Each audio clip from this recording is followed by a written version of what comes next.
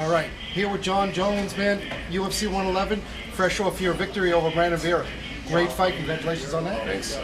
Now, that fight, a lot of people, they know Vera can strike very well. You're up and coming, and he's a great wrestler, but as soon as you guys clinched up, he went flying. Right. Yeah. Like our game plan was to just really outstrike him. We did a lot of striking. We had two really good striking coaches prepare for this fight, and once the bell rang, and I just kind of reacted on instinct. We did know that he would be confident with his clinch, considering his performance against Randy Couture and how good he did in the clinch. Right. But I knew the whole time that my clinch is a lot different than Randy Couture's. And we clinched up, and I just kind of fought off instinct, and it was good. It was real good. Everything worked out. The elbows that we used in the fight were scheduled and trained. We know that he likes wrist control from the bottom position. So everything just worked out perfect. We came in there with good strategy. Confidence was up, and that's all you need. You showed you don't need a 12-6 elbow. I mean, your elbows. You broke his face in like 3 places. I retired my 12-6. Yes, I did.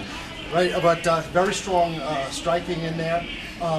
Randy Couture couldn't take Vera down, but it was like you took him down a couple times. It was like a breeze for you. Yeah, there's not to say I'm a better wrestler than Randy, but he's getting a little older, and his timing and creativity might be starting to suffer a little bit from being in the game so long. But I try to keep wrestling in my everyday workouts. If I'm not going live with wrestling, I just go through the motions and just make sure I'm getting the technique right to keep it sharp. And it was good. And what's next for Jon Jones? What's next? I'm going to work on my legs. Do a lot of squats, a lot of explosive drills, trying to get my leg size up. I think that's where your knockout power comes from. Your foot speed, everything comes from your legs. So I'm going to work on my legs and work on my jiu-jitsu and get ready to keep moving. And these throws, now these Greco throws, or some people see them as Judo throws. What kind of throws are they, or just whatever you say? A lot of it's just basic wrestle 101, and a lot of the moves are very similar to Judo moves, but for the most part, none of them are Greco throws. The first throw was actually a Greco throw, but the majority of my throws are more like Judo. Big way to figure out which one's Greco, which one's Judo. If I use my legs to trip them or anything like that, it's automatically canceled out from Greco. Which and then there's Judo or wrestling. But, yeah, more like Judo. And now you're a very tall guy. I'm over 6 feet. Are you going to be moving up to heavyweight? Is it hard for you to make 205? Wait a minute, you're over 6 feet. We need to somewhere. We need to address this, okay? No lying in there.